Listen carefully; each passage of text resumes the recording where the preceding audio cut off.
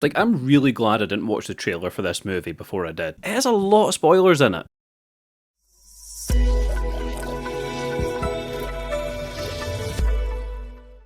Collide. Now, Collide is one of these movies that has a lot of moving parts in it, but that is the point of this movie. We're following 3 different couples, all in one restaurant, all in one night, and just seeing how their stories kind of intersect with each other. At least that's how it was sold to me. You know, they don't really intersect throughout the movie, that's kind of all pushed into the third act, but what we have here are 3 compelling stories. So in the way the movie does this, let's just split it up into the 3 here. First up, we've got Peter and Angie. Now, Angie is in the restaurant, she's been a little minx, because she is having an affair, and Peter is aware of this, and he's sitting outside the restaurant just keeping an eye. He even hired a private investigator quite clearly to look in on it. And Angie is sleeping with the manager of the restaurant. In their story, it's a shame because I really like Angie in this movie. But out of the 2 of them, the movie then shifts onto Peter for about 90% of their story. Because there's a lot more to him than Angie in the scenario, which I can fully get. So Angie's moved over all the money to her accounts. She's clearly intending to leave Peter by having this affair. And Peter outside has lost everything. He's lost his partner, his money, and he's just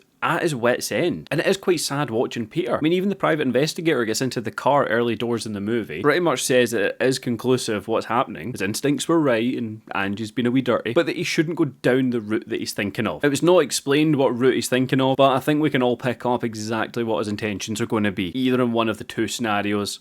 They're not the best. It's sad because he's sitting listening to the radio, and one of those shows where you can call in, talk your problems, and get some advice from like the radio host. You know, he's a bit of a pushover, this guy. He apologises for everything. And I really liked his character here. You know, it's not too on the nose that he apologises for everything. It's clear that he does, but he just seems like one of these kind of guys that gets walked over in life, and it's happened again. He is the saddest story out of the 3. Like, break out your tiny violins for him. Oh, never mind, Peter's got his own. He'll play himself out.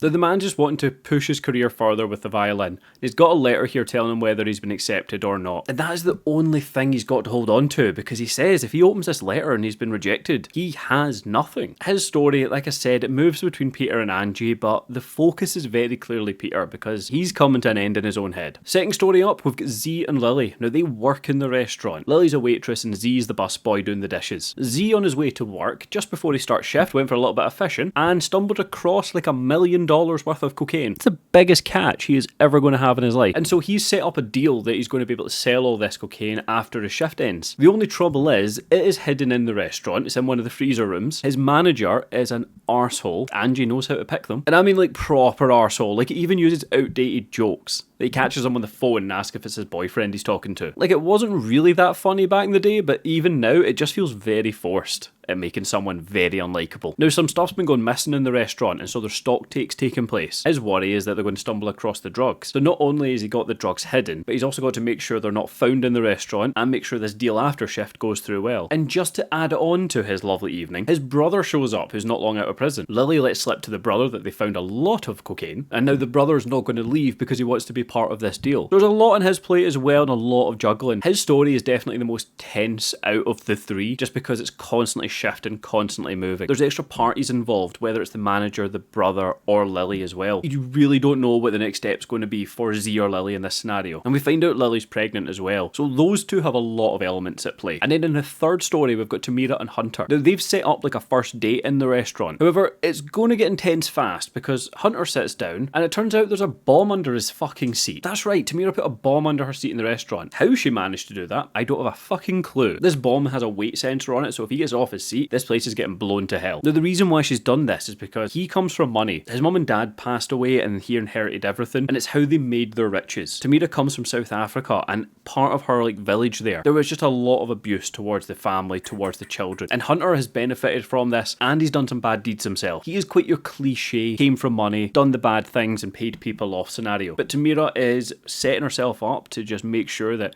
she's in control of this conversation, hence the bomb, and make him accountable for his actions. So there's not a lot of moving parts to their story, but my fucking god does it get tense. Not because he's going to get off the seat, we know he's going to stay sitting, otherwise he'll die. But at the same time, the story is just so harrowing. So between them all, the pacing of the movie is really good. If you want a bit of downtime, you cut to Peter and have quite a deep emotional story there. If you want the kind of intensity of the story, you just cut back to Z and Lily, because they've found drugs, they're hidden drugs, and they're trying to sell them all within the span of this story. And then if you want the message of the movie, if you want the kind of political side of it, you cut back to Tamira and Hunter. And the movie navigates all three of these really well. You know, it doesn't spend too long in any one story, and it juggles them all so that you don't feel bored of them. You know, in a lot of like movies or shows where there might be a character that you just don't quite like, so when it cuts over to them, you just can't wait for their bit to end. I thought it would be Peter in this for me because he was the slowest of them all, but I never felt like that. I was just wanting to see where each of them would go. Hell, you feel for Peter a lot in this movie and you want him to come out doing well. But where the movie says that they intersect throughout the course of the film, it's not really accurate. They're very individual. Although the manager is sleeping with Angie and then being an absolute arsehole to Lily and Z, that is as much intersecting as you get until the final act of this movie. Not to say it's bad, but I'm just setting your expectations well that don't think that they're all going to be crossing paths throughout this movie unbeknownst to them. Although I will say, this bomb is on both a timer and a weight sensor. However, I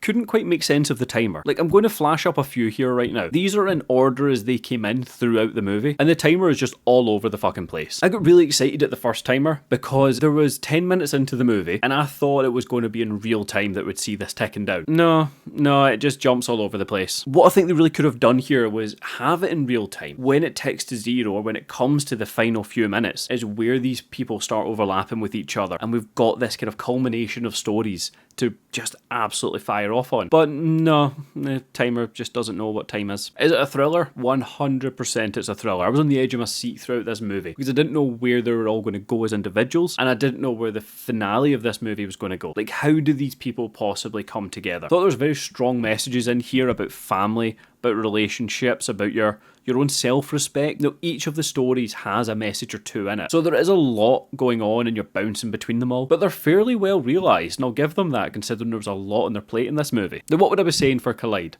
If you've got the time to watch it, fire Collide on. It's a really good thriller. It'll take you in a few different places. You may not connect to all three of the stories here. The beauty is, though, that there is three. They're all engaging. Whether it hits you personally or not, you can definitely feel invested. But considering each of these stories only had like a third of the movie's time to really set themselves up. So with what time each of these kind of couples had, they'd done the most they could within those parameters. Gotta give them credit for that. Now look, have you seen Collide? Do we agree or disagree? Let me know what you thought down below. And if you haven't yet, please do consider hitting subscribe. It not only helps out the channel, but it'll let you know whenever I've got something new getting posted. And as always, thank you so much for watching.